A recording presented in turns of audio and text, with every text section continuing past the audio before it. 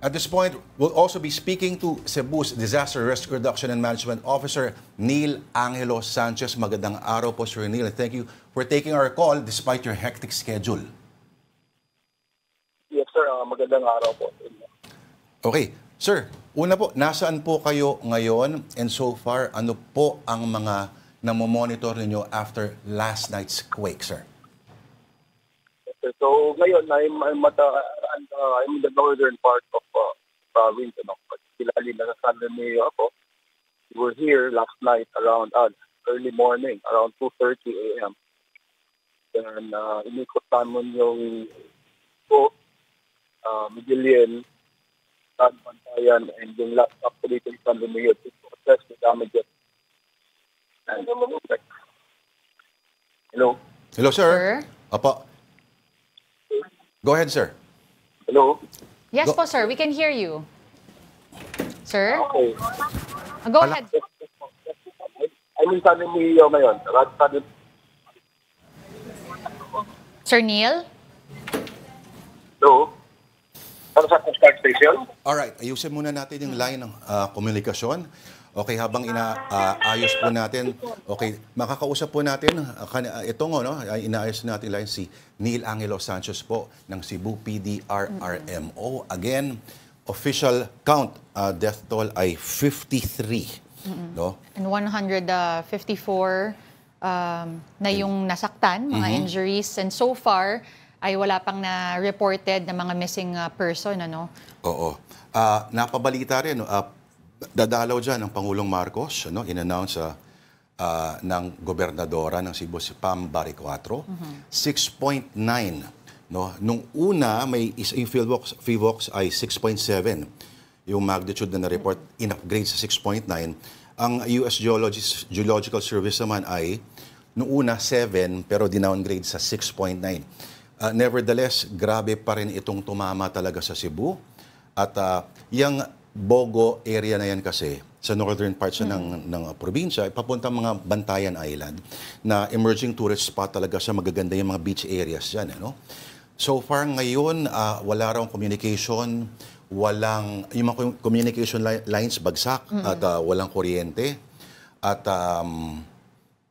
tingnan natin kung dadagdag pa ba ang count. At sinasabi mo 24 hours sa window, may tinatawag rin sila na yung mga rescuers sa golden hour. No? So the next 24 hours, dapat kumilos sila na kumilos para may mga survivors pa sila makuha. Kasi meron daw isa sa mall, mga natrap daw sa mall. Yan ang mahirap actually. Kaya kailangan mabilis talaga yung paggalaw kasi we're talking about especially kung malalaking structures, yung mga boulders ng cement na kailangan talagang ma-move. So hopefully hindi na madagdagan yung number na yan. But at this point, susubukan ulit natin makausap again Cebu's Disaster Risk Reduction and Management Officer Neil Angelo Sanchez. Magandang hapon po ulit, sir. Yes, ma'am. Sorry po. Magandang hapon. Wala pong problema, sir. Okay, we do know that you're mobile, sir. You were talking about what you were able to monitor so far simula po nung dumating po kayo, nung sinasabi nyo kagabi pa po at o madaling araw nga po ba? Around 2:30 po this morning. Okay po. Sige po, sir. So, nandito tayo ngayon sa Ontario. Apa? We conducted a rock assessment ng area. And then, nila kasi overwhelmed city ng Bogo. Yung epicenter. Initially, we conducted a operation sa area. Nakapag-rescue tayo ng dalawang trapped na victim sa isang building na nag-collapse. Ongoing pa rin yung rescue operation kasi may isang barangay daw natabunan ng boulders.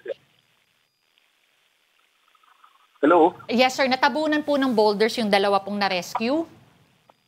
Hindi, ma'am. Iba yun. Yung natabunan, sa dalawang na-rescue, may collapse building po yun. Collapse buildings daw. Sir, marami ho ba kayo nadaanan ng mga areas na talagang grabe ang pinsala, Sir Neil? So far naman, sir, yung medyo malaking damage talaga, yung Bogo. Yung on the way here naman po, yung mga daanan, medyo, may isang roads na medyo nagkalubak-lubak, nagka-crack. But passable naman. Opo. Sir, do you have the numbers? Ilan po ba ang apektadong pamilya ngayon? Ongoing pa po yung assessment sa area.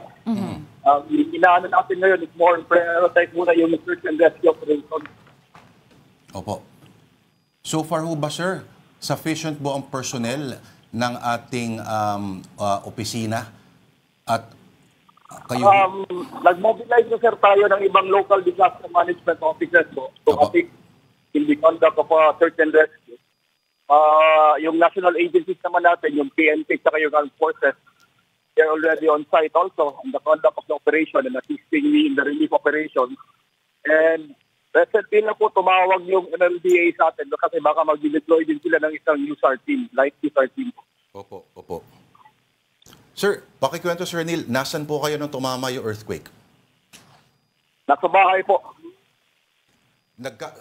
Ayon po sa mga kaibigan po namin sa Cebu City mismo, naghuhulugan daw talaga sir yung mga babasagin na mga baso.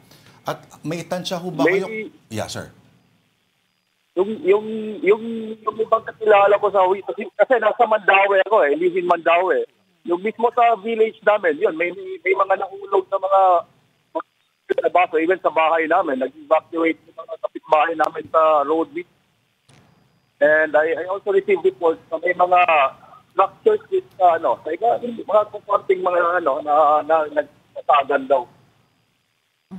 Sir, ano naman po ang, what can we expect in the next few days from now? At ano po yung pinakapaalala po sa mga residente ngayon? Currently, ma'am, ongoing pa rin yung aftershocks.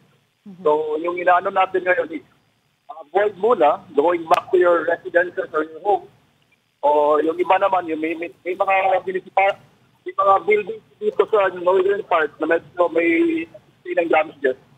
Ano pa yan ang assessment ng structural engineer to the integrity.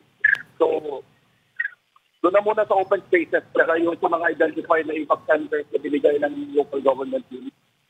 Alright. Open spaces. Sir, alam ko po, busy po kayo pero nagpapasalamat po kami sa oras po na binigay ninyo sa aming panay.